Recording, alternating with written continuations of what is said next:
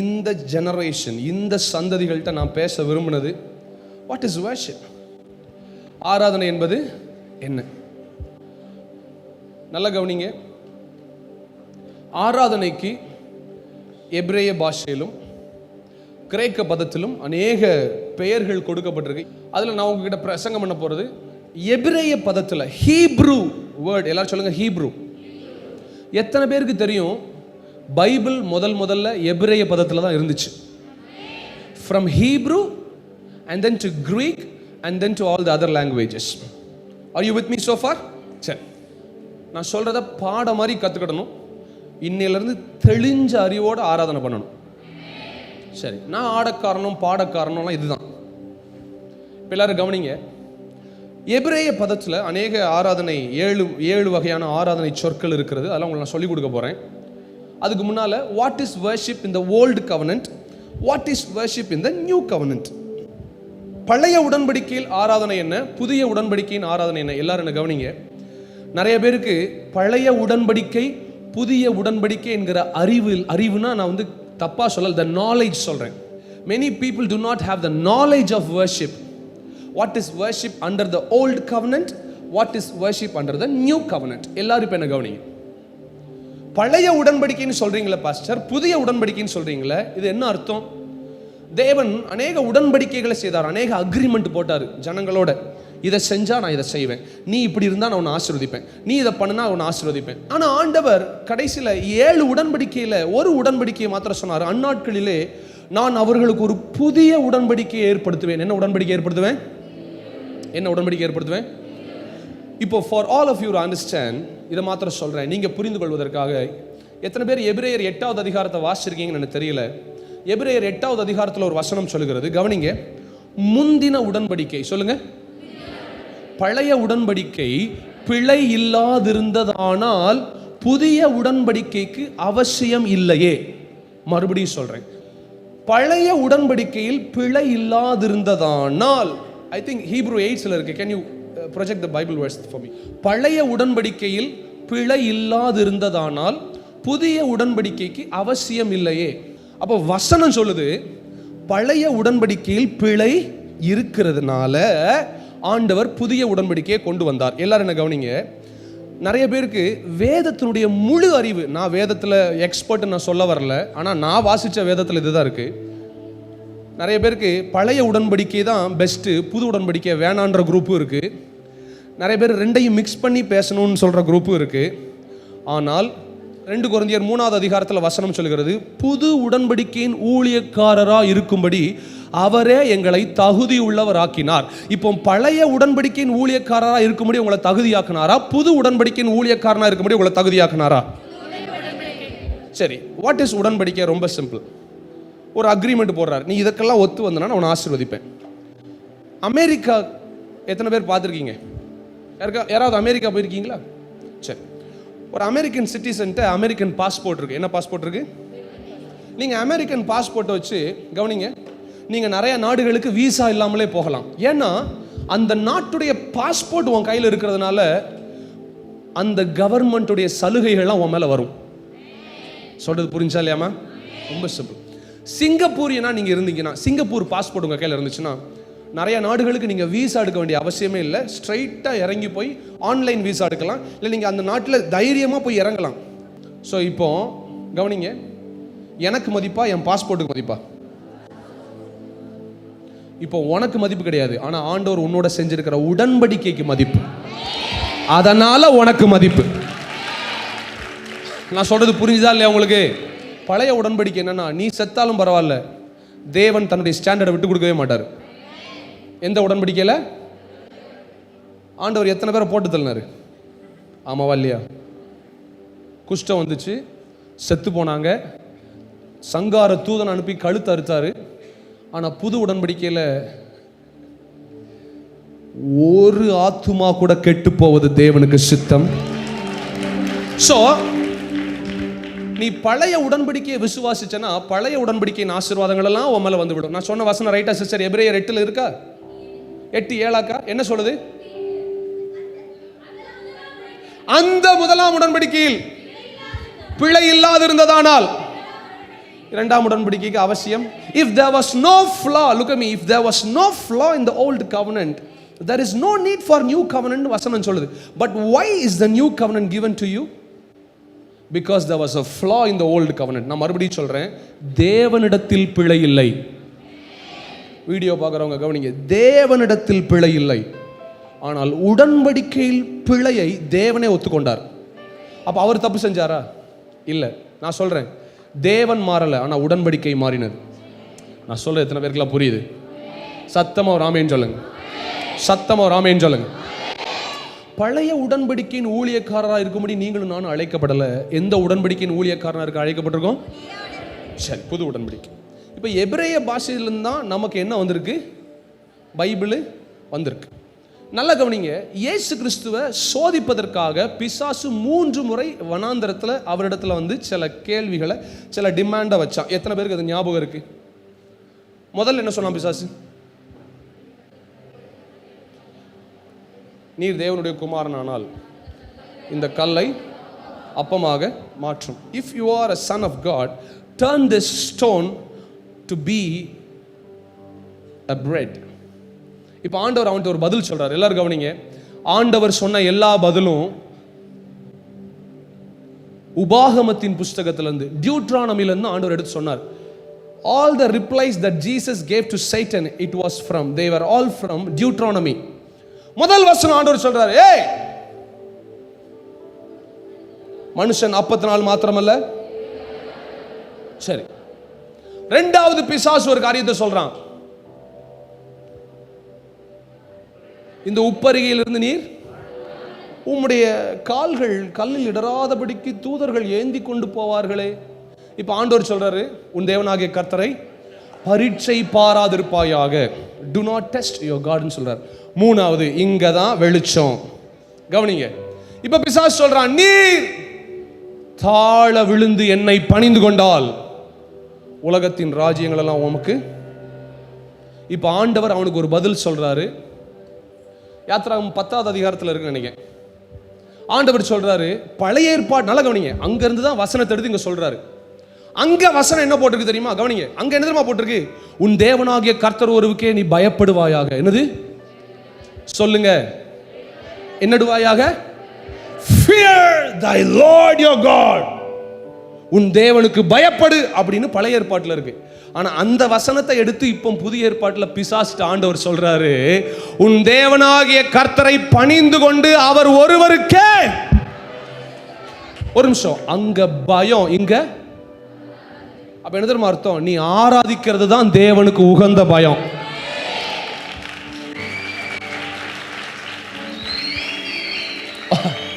அவர் சந்நிதி முன், நான் சொல்றது புரிஞ்சுச்சா உங்களுக்கு? இப்போ அங்க அவர் சொன்னது, உன் தேவனாகிய கர்த்தருக்கு பயப்படும், you should fear your God. ஆனா அங்க அப்படியே இயேசு டிரான்ஸ்லேட் பண்ணி சொல்றாரு, worship your God.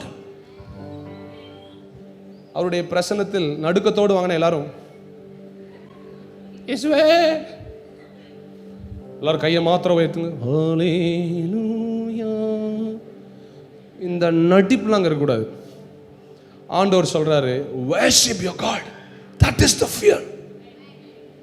நீ ஆராதிக்கிற பாத்தீங்களா, அதுதான் மரியாதை. இப்போ ஆண்டவர் அங்க ஃபியர்ல இருந்து இங்க டிரான்ஸ்லேட் பண்ணி worship கொண்டு வந்துட்டார். அப்ப ஆராதனை என்பது என்னது? கவனிங்க, ஆராதனை என்பது பயம் கிடையாது, இட்ஸ் ரெவரன்ஸ். ரெவரன்ஸ்னா என்னன்னு கவனிங்க. ஃபியர்னா பயம், ரெவரன்ஸ்னா கணம் பொருந்திய மரியாதை.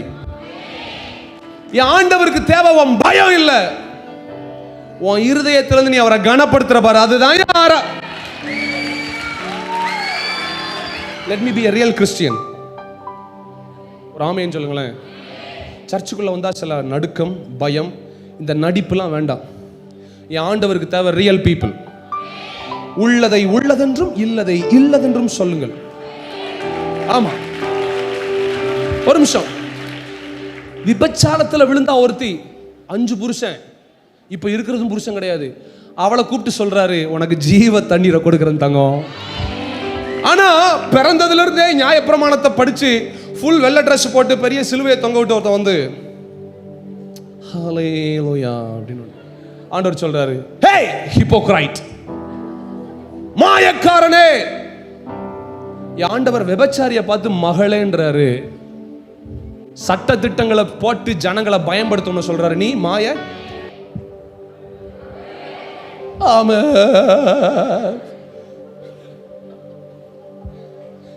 எஃப் மைனர் வைடா, நீ ஆடுறா செல்லம். தாரா தாரா கை தட்டி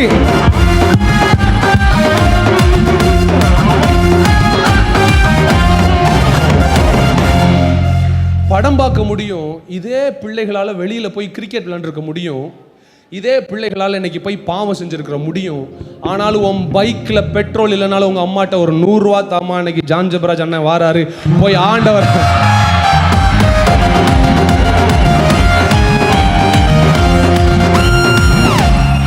நிறைய பேர் இழப்பதையும் ட்ரெஸ்ஸை மாத்துறதையும் ஸ்டாண்டர்டிஸ்ல நின்று ஹalleluya அப்படின்னு சொல்றதையும் ஆராதனை நினைச்சிட்டு இருக்காங்க.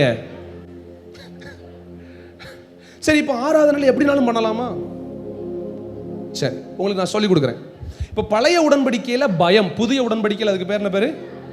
பக்கத்தில் சொரிஞ்சு சொல்லுங்க. பழைய உடன்படிக்கையில் பயம், புது உடன்படிக்கையில் ஆராதனை.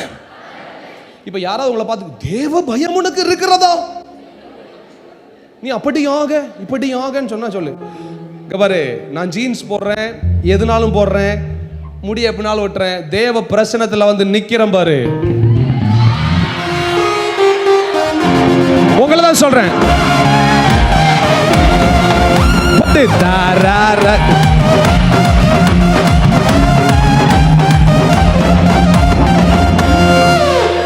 எபிரேய மொழியில 7 விதமான ஆராதனை. முதல் ஆராதனை, இன்னைக்கு வீட்டுக்கு போகும்போது உங்களுக்கு எதெல்லாம் ஆராதனைன்னு தெரிஞ்சிருக்கணும். ஒரு ஆமீன் சொல்லுங்க. முதல் ஆராதனை எல்லாரும் சொல்லுங்க, பராக். சொல்லுங்க, பராக். சொல்ல, பாராக். சத்தமா, பாராக், பாராக், பாராக், பாராக். கவனிங்க, பாராக் என்பது, கவனிங்க, kneeling down, bowing down and worshiping God.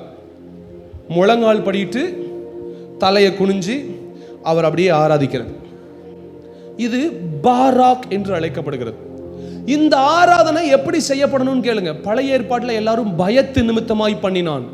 ஆனால் புதிய ஏற்பாட்டில் தான் நேசத்து நிமித்தமாய் பண்றாங்க. இந்த ஆராதனையை ஃபர்ஸ்ட் இயேசுட்ட யார் பண்ணான்னு சொல்லித்தாரேன். This worship was done by Peter in the new covenant. இந்த பேதுரு தான் இந்த பாராக் ஆராதனையை செய்கிறான். பேதுரு இயேசு கிறிஸ்து அங்க வராரு. லூக்கா 5வது அதிகாரம் நினைக்கிறேன். இயேசு கிறிஸ்து அந்த கடற்கரைக்கு வராரு. 2 படகு. சொல்லுங்க, 2 படகு. வசனம் சொல்லுங்க, 2 படகு நின்னுச்சான். ஆனா இயேசு கிறிஸ்து பேதுருவின் படகு தெரிஞ்சிட்டார். நல்ல கவனி, இந்த உலகம் யாரை வெறுக்குதோ அவர் தான் இயேசுவுக்கு தேவை. இந்த உலகம் யாரை ஒதுக்குதோ அவங்க தான் இயேசுவுக்கு தேவைன்றேன். இன்னைக்கு காலையில கோயம்புத்தூர்ல நான் பேசிட்டு இருக்கிறது இந்த உலகம் மெச்சி கொள்ளுகிற வாலிபர்கள் அல்ல, உலகத்தால் வெறுக்கப்படுகிற வாலிபர்கள், ஆனால் தேவனால் நேசி. சூப்பர். இப்ப கவனிங்க, இந்த ஆராதனை எதுல இருந்து வந்துச்சு? பயத்துல வந்துச்சா இல்ல அன்புல வந்துச்சான்னு சொல்றேன். ஒருவேளை பேதுரு இயேசுவை பார்த்த உடனே பயந்துருந்தான்னா முதல்ல அவரை பார்த்து சொல்லியிருப்பான், நீங்க என் படகுல ஏறுற அளவுக்கு நான் பெரிய அயோக்கியம்யா, நிறைய பாவம் செஞ்சுட்டேன்யா. நல்லா கவனிங்க, நியாயப்பிரமாணத்தை அறிந்த பேதுரு பாவியா தான் இருந்தான். ஆனா இயேசு கிறிஸ்து படகுல வந்து வசனம் சொல்லுகிறது வலை கிழியத்தக்க. இப்ப பேதுருக்கு முதல்ல ரிப்பன்டன்ஸே இல்லை. பேதுரு பாவியா தான் இருக்கிறான். இயேசு கிறிஸ்து ஆக்சுவலா உள்ள வந்து என்ன சொல்லியிருக்கணும், நீ பெரிய பாவியா இருக்கிற, என்ன செஞ்ச தெரியுமா போன வாரம், சொல்லட்டுமா எல்லாத்தையும், அப்படி சொல்லல. ஏசப்பா அவனை பார்த்து சொன்னாரு, ரா முழுவதும் பிரயாசப்பட்டு ஒரு மீனும் அமுடல உனக்கு, இப்ப நான் இருக்கேன், போடுற வலைய, இப்ப நான் இருக்கிறேன், விரி வலையன்றார். வலைய விரிச்சா வலை கிளியத்தக்க மீன் வருகிறது. இப்ப மீன் வந்தோடனே கவனிங்க, வசனம் சொல்லுகிறது அவர்கள் எல்லாரும் அந்த அற்புதத்தை கண்டு பிரமித்தார்கள். 8வது வசனம், லூக்கா 5:8 என்ன சொல்லுது? 9 இருந்த யாவருக்கும், ஒரு நிமிஷம், இவன் குற்ற மனசாட்சியில விழுந்து ஆராதனை செஞ்சானா, இப்படி என்னைய பெரிய பெரிய மீன்களை கொடுத்து ஆசீர்வதிக்க முடியுமான்ற ஒரு பிரமிப்புல விழுந்தானா? நீ குற்ற மனசோடு செய்கிற ஆராதனை இந்த கூரையை தாண்டி மேல போகாது. ஆனா தேவ அன்பை உணர்ந்து நீ முழங்கால் போடுற பாரு,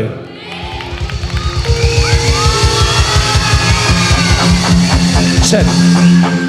பாராக் ஆராதனை என்பது பயத்தினால் முழங்கால் போடுவது அல்ல, அவருடைய அன்பை ருசித்ததனால முழங்கால் போட்டு, உங்களை மாதிரி ஆண்டவர் உலகத்திலே இல்ல ஆண்டவரே, என்னை தேடிய மனுஷன் வரல, என்னை தேடிய சொந்தக்காரன் வரல, ஆனா நீங்க என் வாழ்க்கையில வந்ததுனால என் படகு நிரம்பினது, என் வலை கிளியச்சக்க ஆசீர்வாதம் வந்தது. இன்னைக்கு காலையில ஒன்ன பார்த்து சொல்றேன், வெறுமையா இருக்கிற ஓம் படகுல தேவன் உன்னை பிரமிக்க செய்வார்.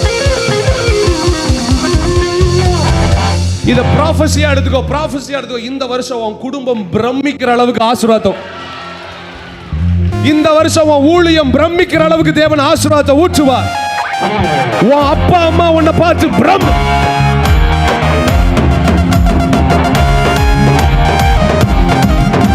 கை தட்டி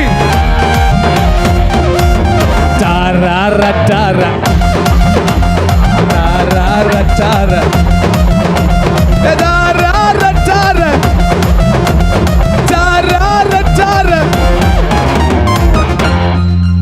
பிரமிப்புண்டாகத்தக்க. இப்போ இவன் முகம் குப்புற விழுந்து இயேசுவின் பாதத்தில் விழுந்து ஆராதிக்கிறான். இந்த ஆராதனைக்கு பேர் என்னது?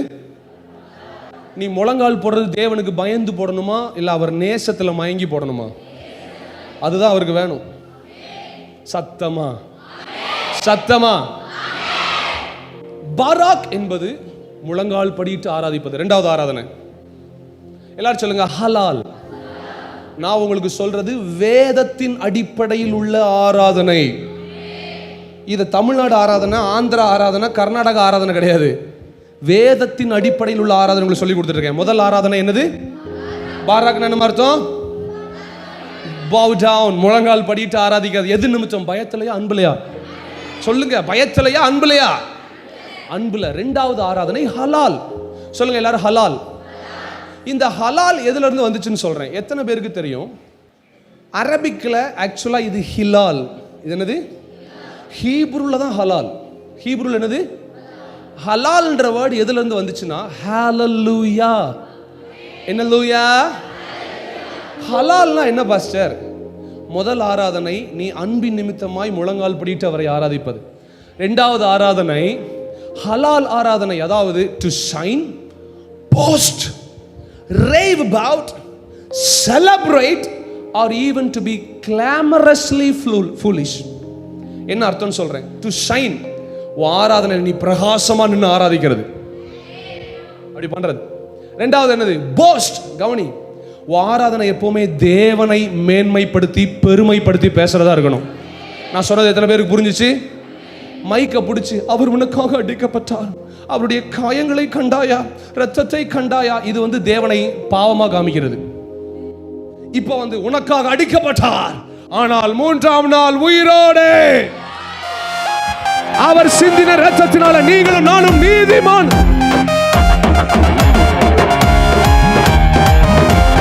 கை தட்டி ஆராதனை தேவனை பெருமை பாராட்டுறதா இருக்கணும். அடுத்து இன்னொரு அர்த்தம், செலிப்ரேட். வந்த உடனே சொன்னேன், உன் ஆராதனையை பார்க்கும் போதே கல்யாண வீடு மாதிரி இருக்கணும். ஆமென். சத்தமா ஆராதனை எப்படி இருக்கணும்? அதுக்கப்புறம் சொல்லுது பாருங்க, even to be clamorously foolish. என்ன தெரியுமா அர்த்தம்? பைத்தியக்காரனை போல ஆராதிப்பது. எப்படி ஆடுறது? இது வேதத்தின்படி சரி. இதை நான் சொல்லலைங்க, வேதம் சொல்லுது. இந்த ஆராதனை யாரால செய்யப்பட்டது? தாவீதுனால. நான் உங்களுக்கு ஆராதனையின் 7 பதத்தில் எபிரேய மொழியில சொல்லி கொடுக்கிறேன். முதல் ஆராதனை பாராக், இரண்டாவது ஆராதனை ஹலால். இந்த ஆராதனையை தேவன் விரும்புகிறார். முழங்கால் போடுறது மட்டும் ஆராதனை கிடையாது, நீ பைத்தியக்கார மாதிரி ஆடுறதும் ஆராதனை. இப்போ எத்தனை பேர் சொல்றீங்க, ஐயா நான் பார்க்கறதுக்கு ரொம்ப டீசென்ட்டுங்கண்ணா, ஆனால் மேட்ரு வர்ஷிப்னு வந்துச்சுன்னா பைத்தியக்காரன்.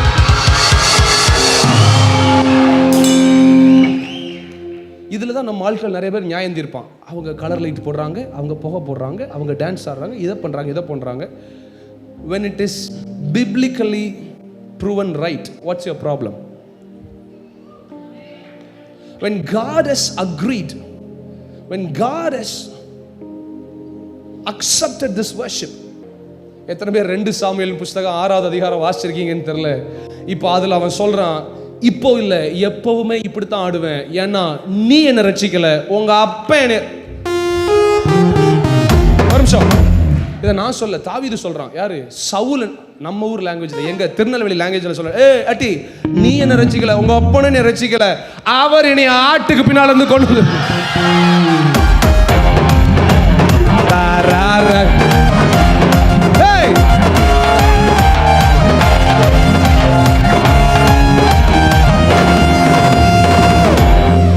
ஆடுற யாரையாவது பார்த்து உங்களை பார்த்து யாராவது கிண்டல் பண்ணா சொல்லுங்க, நீங்களும் என்ன ரசிக்கல, உங்க அப்பாவும் என்ன ரசிக்கல. யாராவது உங்களை கிண்டல் பண்ணாங்களா, பக்கத்தில் போய் ஹலால் ஹலால் ஹலால் அப்படின்னு ஓடினே இருக்கணும். ராமேன் சொல்லுங்க, பக்கத்தில் சொல்லுங்க ஹலால், சொல்லுங்க ஹலால். ஹலால் என்பது பைத்தியக்கார ஆராதனை. நம்ம நிறைய பேருக்கு பைத்தியமா தெரிஞ்சாதாங்க நல்லது. நெக்ஸ்ட் ஒன், வேகமா ஓடுங்க. ஃபர்ஸ்ட் பராக், bow down and worship. Second ஹலால். ஹலால்னா என்ன ஆராதனை? ராமேன் சொல்லுங்க. மூணாவது ஆராதனை ஷபாக். சொல்லுங்க ஷபாக். ஷபாக் என்பது to shout loudly or command. எப்படி தெரியுமா? ஆராதனை பாருங்க. ஆராதனையில் வந்து கர்த்தர் நல்லவர், அவர் வல்லவர், மணி என்னாச்சு, பாஸ்டர் என்னாச்சு, சாரி என்னாச்சு. ஆராதனை பண்ணும்போது வாயை திறந்து கமாண்ட் பண்ணணும். என்ன பண்ணணும்? நீ பாடினே இருக்கல, ஆவியில் அப்படி நிறைஞ்சோன்னு சத்தமா அந்நிய பாஷை பேசி துதிச்சுட்டே இருக்கும்போது, இயேசுவின் நாமத்தில் என் வீட்டில் தரித்திரம் இல்லை, இயேசுவின் நாமத்தில் எனக்கு வியாதி இல்லை, இயேசுவின் நாமத்தில் போராட்டம் இல்லை, இயேசுவின் நாமத்தில் எங்களுக்கு கடன் இல்லை, இயேசுவின் நாமத்தில் நான் தோற்று போக மாட்டேன், இயேசுவின் நாமத்தில் நான் ஜெயிப்பேன், இயேசுவின் நாமத்தில் என் குடும்ப ஐஸ்வர்யத்தை வாங்கும், இயேசுவின் நாமத்தில் கோயம்புத்தூர்ல நாங்க தான் பெரிய சபையா இருப்போம்.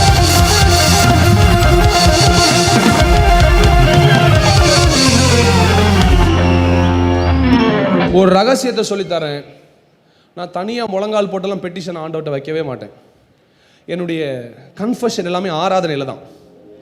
ஆராதிக்கும் போது ஆவியானவர் நிரப்பினோடனே வாயை திறந்து கன்ஃபெஸ் பண்ண ஆரம்பிச்சிடும், இயேசுவின் நாமத்தில். முடிஞ்சிச்சு. அங்கேருந்து ஸ்டார்ட் பண்ணிகிட்டே இருக்கணும், வாய் பேசிகிட்டே இருக்கணும். ராமேன் சொல்லுங்க. இப்போ நான் உங்களுக்கு 1 minute டைம் தரேன், கரெக்டாக 60 செகண்ட் டைம் தரேன். என்னென்னலாம் பேசணுமோ பேசுங்க. உன் வாழ்க்கைக்கு என்ன வேணும், குடும்பத்துக்கு என்ன வேணும், சபைக்கு என்ன வேணும், பிள்ளைக்கு என்ன வேணும், உன் புருஷனுக்கு என்ன வேணும், உங்களுக்கு என்ன வேணும், உங்கள் சமுதாயத்துக்கு என்ன வேணும், உங்களுடைய எல்லா ஜெனரேஷன்ஸ்க்கு என்ன வேணும், இப்போ நீங்கள் பேச போகிறீங்க. Are you ready? ஆயத்தமாக இருக்கிறீங்களா? ஆண்டவரை உண்மையாக வாயை திறந்து கன்ஃபஸ் பண்ணுற எல்லாருக்கும் கொடுங்க. ஒரு நிமிஷம். இதில் ஊழியர்களும் சேர்ந்து தான், மூப்பர்களும் சேர்ந்து தான். இது வாலிபர் கூட்டம் மட்டும் இல்லை, உள்ளே இருக்கிற எல்லாரும் பேச போகிறீங்க. வாயை திறந்து ஒரு நிமிஷம். ரபா சண்டா ரபா. இயேசுவின் நாமத்தினால இந்த புதிய தலைமுறை, இந்த புதிய சந்ததி இந்திய தேசத்தை இயேசுவுக்காய் மாற்றும். இயேசுவின் நாமத்தில் சிலுவையின் பவர் என்ன என்பதை, சுவிசேஷத்தின் வல்லமை என்ன என்பதை இந்த சந்ததி நிரூபித்து காண்பிக்கும். வாயை திறந்து கன்ஃபஸ் பண்ணு. நான் நடக்கும்போது குருடர்கள் பார்ப்பார்கள், என் பேரை கேட்டாலே பேய் ஓடும். ஓ, நான் கால் வைக்கிற இடத்தை சுதந்திரித்துக் கொள்ளுவேன். இயேசுவின் நாமத்தில் என் குடும்பத்தில் மரணம் இல்லை, என் குடும்பத்துக்கு ஆக்கினை தீர்ப்பு இல்லை, என் குடும்பத்தில் தோல்வி இல்லை. நாங்கள் ஐஸ்வர்யவான்களாய். வாயை திறக்கணும் தம்பி மாறலாம், வாயை திறக்கணும், வாயை திறக்கணும். இது ஆராதனை, இது ஆராதனை, இது ஆராதனை. இப்படி வாயை திறந்து சொல்றதே ஆராதனை. பேசு பேசு பேசு பேசு. ஓ ஓ ஏ ஏ கர்த்தரின் மேய்ப்பராய் இருக்கிறாரே, நாங்கள் தாழ்ச்சி அடைய மாட்டோமே. அவர்களை புல் உள்ள இடங்களில் மேய்ப்பாரே, அமர்ந்த தண்ணீர் இடத்துல கொண்டு போவாரே. ஓ, அவர் நாமத்திலும் எங்களை தேற்றுவாரு.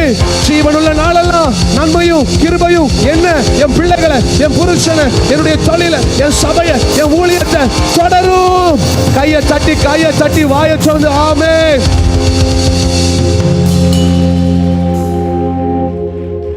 இவ்வளவு சொல்லியும் சில ஆட்கள் வாயை திறக்கல. ஆசீர்வாதம்.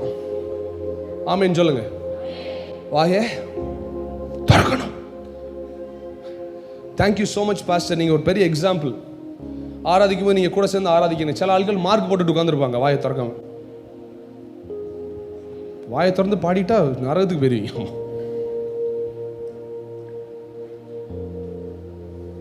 சில ஆட்கள் பிரசங்கம் பண்றது தான் ஹோலி, ஆராதனையை மதிக்கிறதே கிடையாது.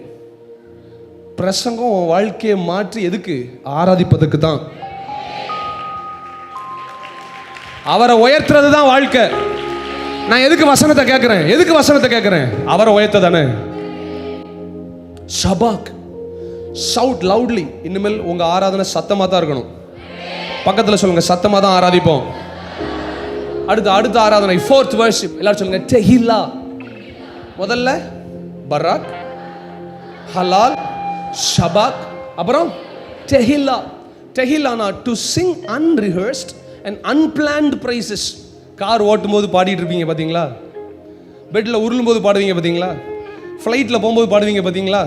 கிச்சனில் வேலை பார்க்கும்போது நீங்களே ஒரு டியூன் போட்டு பாடிருக்கீங்களா? யாராவது நீங்களே சொந்தமாக ஏதாவது டியூன் போட்டு பாடிருக்கீங்களா? பாடணும். பக்கத்தில் சொல்லுங்க, பாடணும்.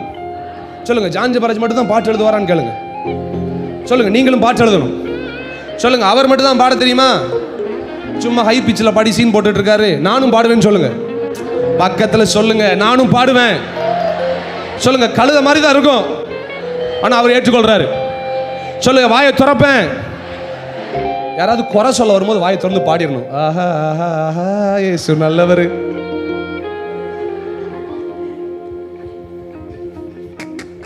அன்ரிஹர்ஸ்ட் பிரைசஸ். இது வரைக்கும் அதை பாடினதே கிடையாது, ஆனால் பாடுவோம். எப்படி? தோல்வி இல்ல, வியாதி இல்ல, கஷ்டம் இல்ல, கவலை இல்ல.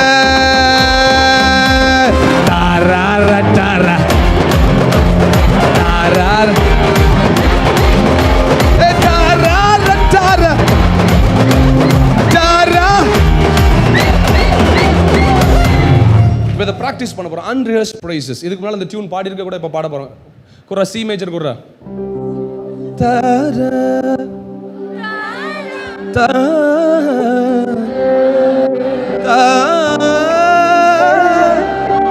தாரா.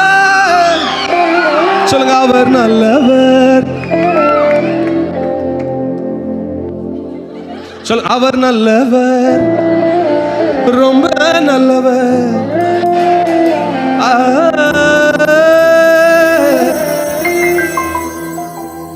வசா பரி சா.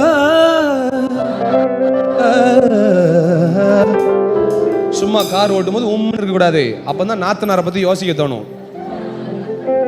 சும்மா இருந்தாலே யாரையா பத்தி யோசிக்க தோணும். சும்மா இருந்தாலே வாட்ஸ்அப்ல ஜான் ஜெபராஜ் வீடியோ பார்க்க தோணும்.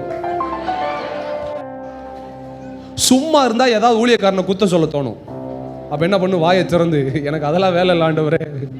ஜீவனை கொடுத்துருக்கீங்க, நல்ல தலையை கொடுத்துருக்கீங்க, பல்லு கொடுத்துருக்கீங்க, நாக்கு கொடுத்துருக்கீங்க, கண்ணு கொடுத்துருக்கீங்க, மூக்கு கொடுத்துருக்கீங்க, காது கொடுத்துருக்கீங்க, ஜீவனை கொடுத்துருக்கீங்க, குடல் கொடுத்துருக்கீங்க, இருதயம் கொடுத்துருக்கீங்க, கிட்னி கொடுத்துருக்கீங்க, முதுகெலும்பு கொடுத்துருக்கீங்க, கை கொடுத்துருக்கீங்க, கால் கொடுத்துருக்கீங்க.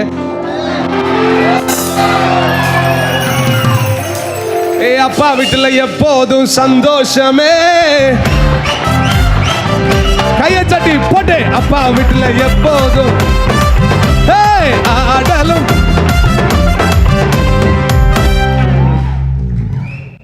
ஒருத்தன் பிரசன்ஸை நான் எப்பவுமே கேரி பண்ணிட்டு இருக்கிறேன் அப்படின்ற கான்சியஸ்னஸ் உனக்குள்ள வந்தாலே போதும். நீ தூங்கும் போது உனக்குள்ள தேவ பிரசன்னம் இருக்கு. நீ உட்கார்ந்து டிவி பார்த்துட்டு இருக்கும் போது உங்களை ஆண்டவர் இருக்காரு. பாஸ்டர் என்ன பண்ணிட்டு இருக்கீங்க? கிரிக்கெட் விளையாண்டுட்டு இருக்கேன்பா. பாஸ்டர் இந்த அம்மாவுக்கு கேன்சர், ஜெபம் பண்ண முடியுமா? ஐயோ இன்னைக்கு நான் ஜெபம் பண்ணலையே. அப்படிலாம் ஓட மாட்டேன். நேராக ஓடி போய் இயேசு நாமத்தில் அடிச்சு வெளியே போ, சுகமாக. ஆமென். போடுறா பந்த.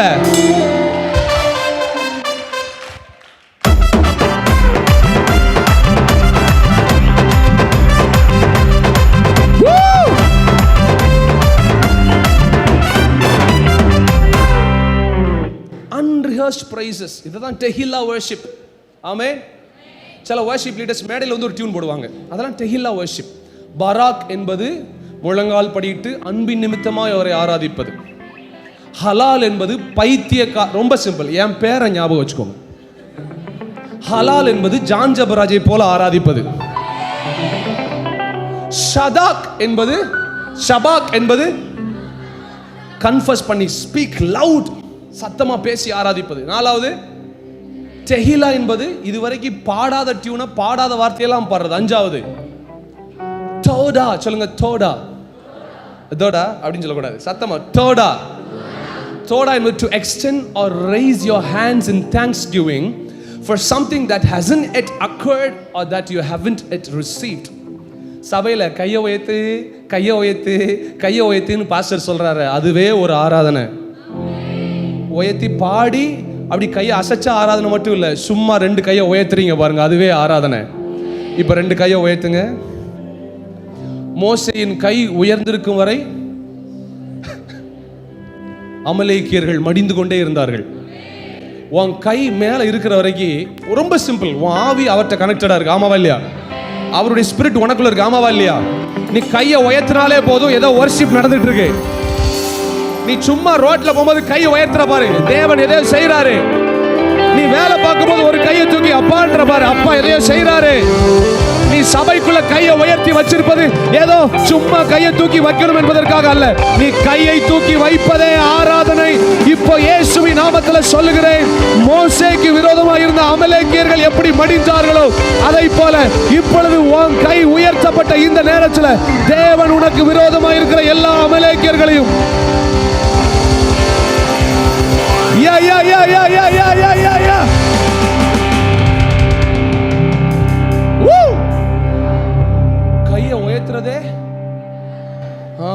கையை உயர்த்துறதே ரைட். அடுத்து யாதா, to extend your hands vigorously as in complete surrender. நிறைய பேர் பார்த்திருக்கீங்களா, ஆராதனையில் அவங்களே கை அப்படி விரிச்சு ஒப்பு கொடுப்பாங்க ஆண்டவர்ட்ட, சத்தமா. அது மாத்திரம் இல்லைங்க, கவனிங்க, vigorously அப்படின்னு போட்டிருக்கு. என்ன தெரியுமா? இங்க கவனிங்க, கை தட்டுங்க எல்லாரும்.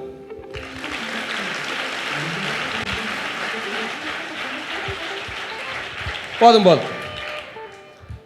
சில ஆட்கள் இந்த வெறியில கை தட்டுவாங்க, பார்த்திருக்கீங்களா? பாருங்க, இதுதான் vigorously. கை தட்டும் போது எப்படி தட்டணும்? அது சாணி தட்டுறது, சரியா? கைய சாணி தட்டக்கூடாது.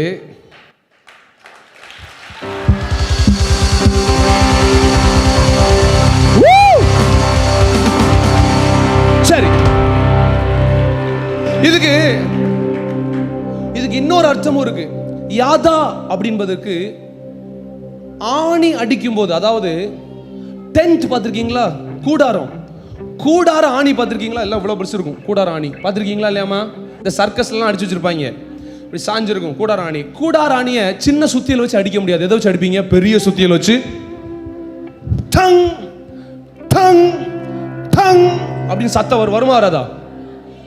யாதா என்பதற்கு கூடார ஆணி அடிக்கும்போது ஒரு சத்தம் வருது பாருங்க, அதனுடைய பொருளும் யாதா என்று அர்த்தம். அப்ப என்ன தெரியுமா அர்த்தம்? நீ கை தட்டும் போது சொரிஞ்ச மாதிரி கை தட்டக்கூடாது, ஆணி அடிக்கிற மாதிரி.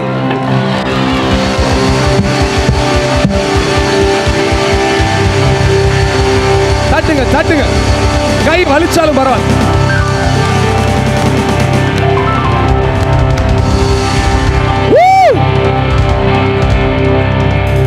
ஒரு நிமிஷம், இங்க இருந்து வசனம் பேசப்படும் பொழுது, தீர்க்க தரிசனம் வெளியே வரும்போது, பிரசங்கியார்கள் சொல்லும்போது, ஆராதனை வீரர்கள் வர்ஷிப் லீடர் சொல்லும்போது, இங்க இருங்க, ஓ ஹalleluya ஹalleluya ஆமென் அப்படிலாம் சொல்லக்கூடாது. நீ ஆணி அடிச்ச மாதிரி ரிசீவ் பண்ணணும். இப்போ இங்க இருந்து வார்த்தை வரும்போது வார்த்தையை பிடிச்சு உன் வாழ்க்கையில அடிச்சு வைக்கணும். இப்ப நான் சொல்ற தீர்க்க தரிசனத்தை எத்தனை பேர் அடிச்சு வாங்க போறீங்க? கோயம்புத்தூர்ல இப்படி ஒரு சந்ததியை இதுவரைக்கும் யாரும் பார்த்ததே. நீ உயர்ந்த ஜாதி, நீ உயர்ந்த சந்ததி, நீ ராஜாக்களுமாய், ஆசாரியர்களுமாய், லேவியர்களுமாய் இந்த இடத்திலிருந்து தேவன் அநேக தீர்க்க தரிசிகளை ஆணி அடிச்ச மாதிரி, ஆணி அடிச்ச மாதிரி.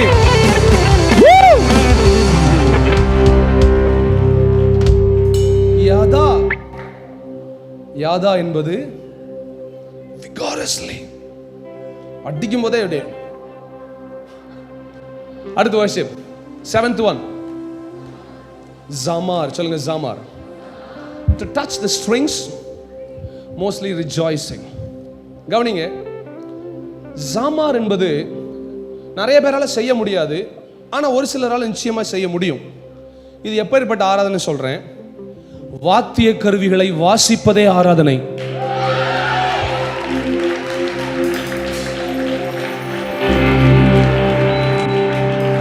அந்த music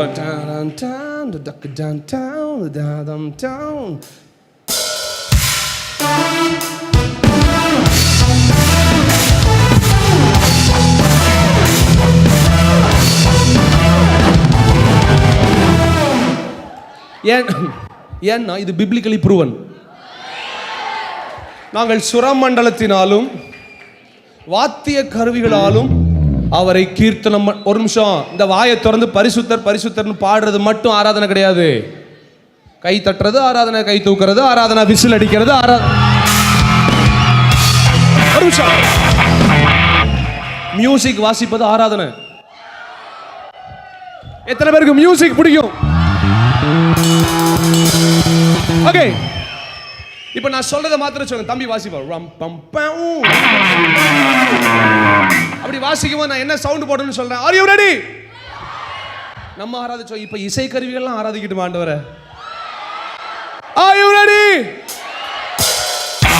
Hey! Hey!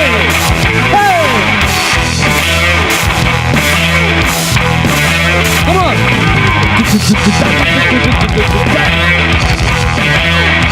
Hey!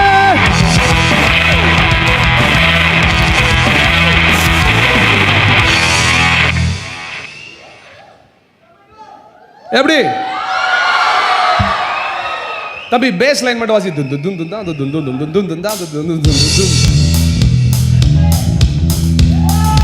ஸ்லாப்லாம் வாசிடா.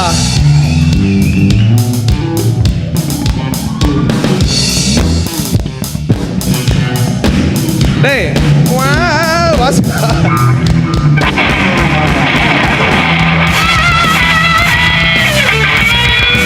Come on, climb a tune.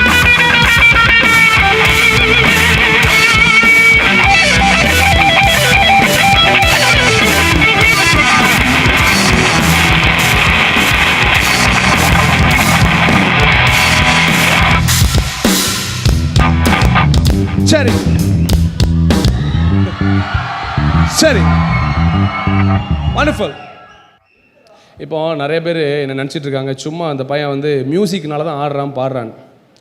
கவனிங்க, என்கிட்ட கீபோர்டு இல்லாத போது, என் வீட்டில் எனக்கு லேவி சிடி நான் போடாத போது, ஜான் ஜெபராஜ் இவ்வளோ பிரபலியமாக ஆவதுக்கு முன்பதாக ட்ராவல் பண்ண பாஸ்போர்ட்டே வாங்குறதுக்கு முன்னால் சாப்பாட்டுக்கு வழி இல்லாமல் வீட்டில் கிழிஞ்ச சட்டை போட்டு உட்காந்துருந்தேன் பாருங்க. அப்போவே நான் இப்படி தான் ஆராதிப்பேன்.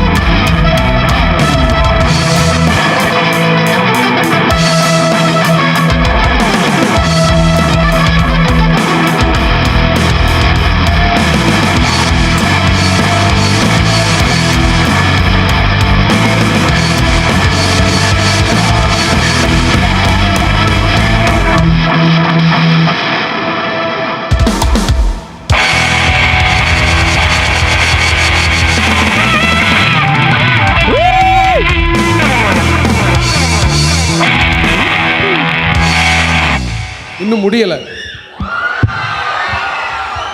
எப்படி இருந்துச்சு? இந்த 3 ஆராதனை வேகமாக சொல்லி வாசிச்சுட்டு மட்டும் போயிடுறேன்.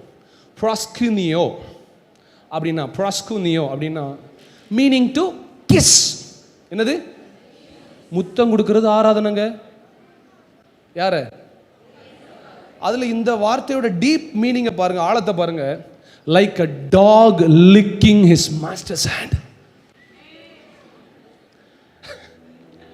நாய் எஜமானுடைய கையை நக்கிறது பார்த்து எத்தனை பேர் நாய் வளர்க்குறீங்க வீட்டில்? உங்கள் நாய் ஒரு தடவையாவது உங்களை நக்கி இருக்குதா? எப்படி நக்கும்? சும்மா அப்படி நக்குமா? இல்லை, ஒரு பாசம் ஃபுல்லாக எச்சி ஆக்கிரும் மேலே. இந்த டீசன்ட் கிறிஸ்டியன்ஸ்லாம் கவனிங்க. என் ஆண்டவர் இந்த டீசெண்டான ஆட்களே தேவையில்லை. ரவுடி, கைவிடப்பட்டவன். ஒரு நிமிஷம், ஜான் ஜபராஜ் இப்படி தான் பேசுவான்னு ஆண்டவருக்கு 25 வருஷத்துக்கு மேலே தெரியுமா தெரியாதா? ஆனால் அவருக்கு நான் தான் வேணும். என் ஆண்டவர் பெர்ஃபெக்ஷனிஸ்டுக்கு ஊழியத்துக்கு அழைக்கிறவர் கிடையாது. யார் சரியா நிற்கிறா, யார் சரியான வார்த்தைகளை பேசுறா, தப்பு கடைசி வரைக்கும் நடந்துகிட்டே இருக்கும். அது ஆட்டோமேட்டிக்காக மனுஷன் நடந்திருக்கும். ஆனால் ஒன்னே சொல்றேன், என் பலவீனங்களில் அவருடைய கிருபை.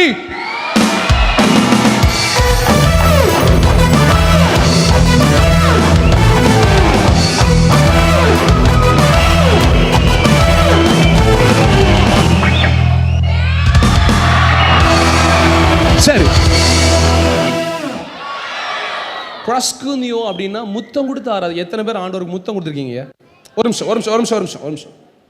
நம்ம ஆட்கள் நம்மளை பேசுகிறாங்க, இவர் ஆடுறாரு பாடுறாரு. ஒரு நிமிஷம், நாங்கள் எல்லா வகையான ஆராதனையும் செஞ்சுக்கிட்டு இருக்கோம். முழங்கால் போடுறோம், கை தூக்குறோம், கை தட்டுறோம், பைத்தியக்கார மாதிரி ஆடுறோம், விசில் அடிக்கிறோம், முத்தமும் கொடுக்குறோம். எத்தனை பேர் ஆண்டவருக்கு முத்து? Have you ever kissed God? Hello, முத்தம் கிட்டத்தால் எப்படி பரலோகத்திற்கு போவாய்? முத்தம் ஏசப்பா சூடு வச்சுறாரு, வாயில சூடு வச்சுறாரு. Have you ever kissed God? நான் சொல்றேன், he loves you more than what you have imagined about him. நீ அவரை யோசிக்கிறதுக்கு மேல அவர் உன்னை அம்மா பெரிய லவ்டா அவன் மேல. ப்ராஸ்குனியோ என்பது முத்தம் கொடுத்தல். முத்தம்னா சாதாரண முத்தம் கிடையாது. எப்படி? ஏசப்பா கையை நக்கி, காலை நக்கி, காலை பிடிச்சி, அதெல்லாம் சும்மா வராதுங்க, சும்மா வராது. ராமேன்னு சொல்லுங்க. அடுத்தது பி போட்டுறா செல்லம். செபோமாய். செபோமாய் டு ரெவரன்ஸ், ஹோல்ட் இன் ஆ. பாருங்க, சில ஆட்கள் ஆராதனை அப்படி ஃப்ரீஸ் ஆயிடுவாங்க. That's it. நான் எப்பவுமே சொல்ல, the peak of worship is silence. ஆராதனையின் உச்சகட்டம் அமைதி. அப்படி ஆரவாரம் எல்லாமே இருக்கும், ஆனா ஏதோ ஒரு இடத்துல நீ சைலன்ஸ் டப்புன்னு அப்படி அவர் இருக்கிறத உணர்ந்துட்டாலே அப்படி. ஆமென் சொல்லுங்க, ஆமென் சொல்லுங்க. மூணாவது, இதோட முடிச்சிடுறேன். லாத்ரியோ, to render religious service of homage. இந்த ஹோமேஜ், இந்த சர்வீஸ் எப்படின்னா கவனிங்க. ஆராதனை என்பது மியூசிக் வாசிக்கிறது, இல்லை கொயரில் வந்து நிற்கிறதோ, இல்லை மைக்கை பிடிச்சி பாடுறதோ, இல்லை நல்ல ஸ்வரத்தில் பாட தெரிவதோ, சிடி போடுவதோ மட்டுமல்ல. உன் சர்வீஸ் என்னன்னு சொல்றேன். இன்னைக்கு இத்தனை சேர் எடுத்து போட்டீங்க பாருங்க, அது ஆராதனை. உன் சர்ச்சில் உன் பாஸ்டர் பார்க்கலனாலும் சர்ச்சை யாரும் இல்லாத நேரத்தில் தூக்குற பாரு, அது ஆராதனை. என் சர்ச் கட்டடத்துக்கு நான் கொடுப்பேன், அது கோடிக்கணக்கில் லட்சக்கணக்கில் இருந்தாலும் யாருக்கும் தெரிய வேண்டிய அவசியம் இல்லை. ஆனால் நான் வந்து என் ஆண்டவருக்காக கொடுப்பேன்னு பேர் அறிமுகம் இல்லாம நீ வந்து சபை ஆசீர்வதிக்கிற பாரு, அது ஆராதனை. உன் பாஸ்டருக்கு ஒரு வாட்டர் கேன் வாங்கிட்டு வர பாரு, அது ஆராதனை. நான் சொல்லல, உன் சர்வீஸ் ஆராதனை. இன்னைக்கு சமைச்சிங்க, யாரோ எனக்கு சமைச்சிருக்கீங்க பாருங்க, அது ஆராதனை. எனக்காக இன்னைக்கு காலையில காஃபி போட்டீங்க பாருங்க, அது ஆராதனை. இன்னைக்கு வந்த மியூசிஷியன்ஸ் ரயில்வே ஸ்டேஷன்ல போய் கூட்டிட்டு வந்தீங்க பாருங்க, அது ஆராதனை. என்னைய மறுபடியும் வீட்டுல கொண்டு கார்ல இறக்கி விடுறீங்க, அது ஆராதனை. உன் சேர் துடைக்கிறது ஆராதனை. மைக் சிஸ்டத்துல உட்கார்ந்து கேமரா பிடிக்கிறது, இவ்வளவு வேலைகளை எடுபடி வேலையை பார்க்கிறது ஆராதனை. கையை சட்டி ஆண்டவருக்கு. ஓ ஓ ஓ ஓ ஓ யா யா யா யா யா யா. ஆமென். உன் பாஸ்டருக்கு காய்கறி வாங்கி கொடுக்கறதே ஆராதனை தான். நான் எங்கள் பாஸ்டர்ட்டுக்கு கார் கழுவியிருக்கேன், அவன் மகனை குளிப்பாட்டியிருக்கேன், அவருக்கு கால் அமைக்க விட்டுருக்கேன், ஷூ போட்டு விட்டுருக்கேன், ஷூவை பாலிஷ் பண்ணி விட்டுருக்கேன், தெரு தெருவா நின்று ட்ராக்ஸ் கொடுத்துருக்கேன். நிறைய பேர் நினைக்கிறாங்க ஜான் ஜெபராஜுக்குன்னா ஊழியன்னா என்னன்னு தெரியாது. ஆதங்கத்தில் பேசலை, இந்த ஜெனரேஷன் புரிஞ்சுக்கிடணும். ஆமாம், எடுத்தோன்னே அப்படி நான் மேலே வரல. RSS அடி வாங்கியிருக்கேன். நான் ஆரல் வாய்மொழி அப்படின்னு ஒரு இடம் நாகர்கோயிலில் அரெஸ்ட் பண்ணியிருக்காங்க எங்களை. நான் சின்ன வயசு 11th படிக்கிறேன், ட்ராக்ஸ் கொடுக்க போயிருக்கிறேன். ஒருத்தனை அப்படியே அடிச்சு கூட்டு போயிட்டான். வாடா, என்ன அவனுக்கு எங்கள் ஊரில் வந்து என்ன மாற்றிட்டு இருக்க வா அப்படின்னு கூட்டு போயிட்டான். ஸ்டேஷனில் போய் நிற்கிறான். அந்த இன்ஸ்பெக்டர் கேட்குறாரு, அறிவில்லை உனக்கு, எத்தனைடா படிக்கிற நீ? Sir 11th. என்னடா மதம் மாற்றிட்டு இருக்க நீ? சார் மதம் மாற்றலை, இயேசு நல்லவர்னு சொல்ல வந்தேன்.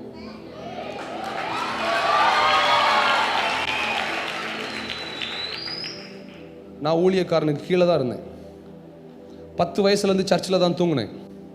சர்ச்சு டாய்லெட்டுக்கு தண்ணி எடுத்து கொடுத்துருக்கேன், சர்ச்சு டாய்லெட்டை கழுவி விட்டுருக்கிறேன், சாப்பாட்டு பாத்திரத்தை கழுவியிருக்கேன். பெண்கள் கூட்டம், வாலிபர் கூட்டம், ஆண்கள் ஐக்கியம், சிறுவர் கூட்டம், எல்லா கூட்டத்திலையும் பெரிய பெரிய அண்டா தக்காளி சோறு முட்டைலாம் வச்சுருவாங்க. உட்காந்து நைட்டு காலையில் 4 மணிக்கு உரிக்க விட்டுருவாங்க. 2000 முட்டை. நானும் என் ஃப்ரெண்ட்ஸ் 2-3 பேர் உட்காந்து உரிப்போம். வால் போஸ்ட் அடிக்க போயிருக்கேன் எத்தனையோ நாள் நைட்டு. வால் போஸ்ட் அடிக்கும்போது கையில் கிழிச்சு ரத்தம் வந்திருக்கு. எத்தனை நாள் நைட்டு வெளியே போனதுனால போலீஸ் பிடிச்சிட்டு போயிருக்காங்க. சர்ச்லேருந்து வால் போஸ்ட் ஓட்ட போகும்போது சாப்பாடு இல்லாமல் இருந்திருக்கேன். எங்கள் பாஸ்டர் வந்து சில நேரத்தில் பிஸி ஆயிடுவார். எப்போவுமே நம்ம பாஸ்டர் வந்து நம்ம மேலேயே அட்டென்டிவாக இருக்கணும், எல்லாத்தையும் கொடுக்க நம்ம எதிர்பார்க்கவே கூடாது. They are busy with many things. சில சமயம் எங்கள் பாஸ்டர் சாப்பிட்டியான்னு கேட்க மாட்டார். பட்டினி கிடந்து வேலை பார்த்துருக்கேன். ஒரு நாள் சர்ச்சில் கீபோர்டு வாசிக்கும் போது மயங்கி விழுந்துட்டேன். சாப்பிடலனால முதல் நாள் ஃபுல்லாக சாப்பிடலை. வேலை, பெண்கள் கூட்ட வேலை, சமையலில் நின்றதுனால சாப்பிடவே முடியல. மூஞ்சில் அடிச்சிருச்சு புகலாம். சாப்பிடல, அன்றைக்கி நைட் சாப்பிடல, காலைல சாப்பிடல, மத்தியானம் சாப்பிடல. கீபோர்டு வாசிக்கும் போதே நானும் ஓரமாக சாஞ்சிட்டேன். எஸ், எனக்கு கஷ்டம் என்னன்னு தெரியும், கண்ணீர்னா என்னன்னு தெரியும், வருத்தம் என்னன்னு தெரியும், புகழ்னா என்னன்னு தெரியும், செல்ஃபி எடுக்கிறதுனா என்னன்னு தெரியும், பிரியாணி சாப்பிட தெரியும், பழைய சோறு சாப்பிட தெரியும், பட்டினியும் கிடக்க தெரியும். ஒரு நிமிஷம், இன்னைக்கு நான் இங்கே வர காரணம் எனக்கு பாட தெரிஞ்சதுனால இல்லை. பாட தெரிஞ்சு மேலே வந்துருச்சுன்னா இன்னைக்கு உன்னி கிருஷ்ணன் தான் மேலே வந்திருக்கணும், இல்லை எஸ்பி பாலசுப்ரமணியம் வந்திருக்கணும்.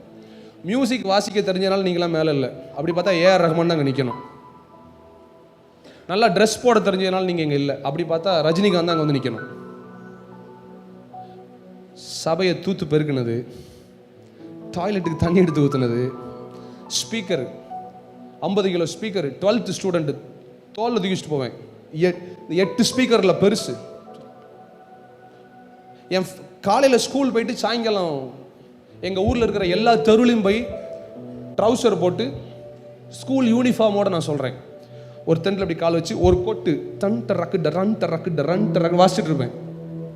என் கூட படித்தவங்களாம் அந்த தெருவில் நிற்பான். என்ன யோசிப்பான், அறிவு இருக்க அவனுக்கு, ரோட்டில் வந்து கேவலமாக அடிச்சுன்னு இருக்க. மறுநாள் ஸ்கூலில் கேட்பானுங்க, என்ன மாப்பிள்ள அசிங்கமாக இல்லை உனக்கு, போய் ரோட்டில் வந்து கொட்டடிச்சிட்டு இருக்க. அன்னைக்கு ரோட்டில் கொட்டடிச்சனால தான் இன்னைக்கு ஃப்ளைட்டில் பிரியாணி சாப்பிட்றேன்.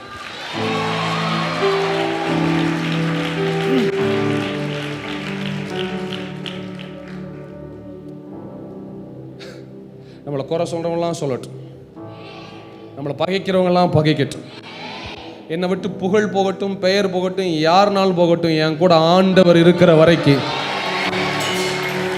நம்மளை யாரும் அசைக்க முடியாது. ஆசையெல்லாம் நீர்தானையா, தேவையெல்லாம் நீர்தானையா.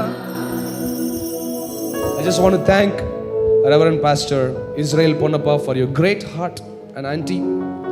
ரொம்ப நன்றி. இப்போ நானும் என்னுடைய மனைவியும் போய் கொண்டிருக்கிற ஒரு சீசன், வெரி டஃப் சீசன். அநேக நேரத்தில் உடஞ்சி உட்காந்துருவேன், அழுதுருவேன்.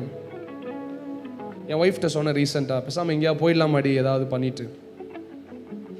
அவள் உடையும் போது நான் அவளுக்கு ஆறுதல், நான் உடையும் போது அவள் ஆறுதல், நான் 2 பேரும் உடையும் போது தேவன் எங்களுக்கு ஆறுதல்.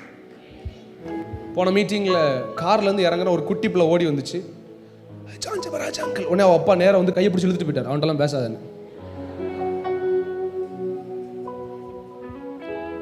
லைட்டாக ஒரு சொட்டு கண்ணீர் வந்துச்சு. மேடையில் ஏறினேன், அவர் இறங்கினாரு. எந்த அப்பா கையை பிடிச்சி இழுத்துட்டு போனாரோ நான் மறுபடியும் காரில் போகும்போது நேரம் ஓடி வந்து கண்ணாடி திறந்து ஒரே ஒரு ஃபோட்டோ என் பிள்ளை கூட எடுத்துக்கோங்க. சரி, எத்தனையோ வாலிபர்கள் எவ்வளோ தூரத்துலேருந்து வந்திருக்கிறீங்க. உங்களுக்கு நான் ஒன்று சொல்லட்டும்.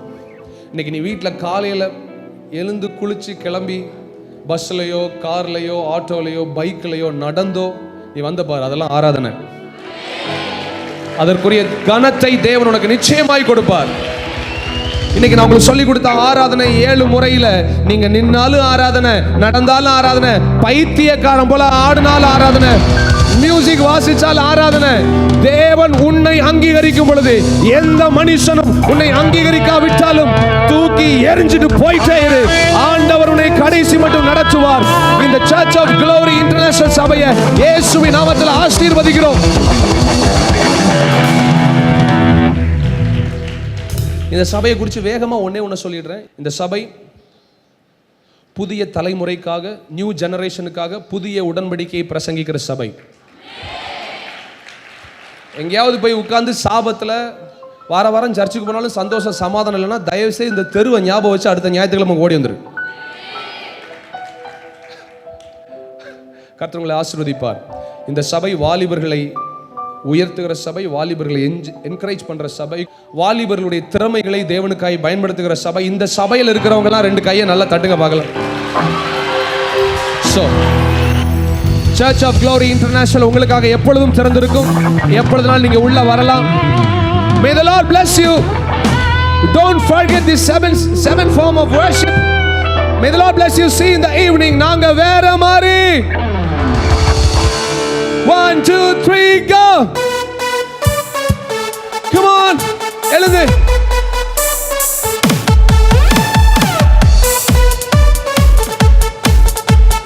அவ்வளவுதானா? Come on, Coimbatore. 1 2 3 go.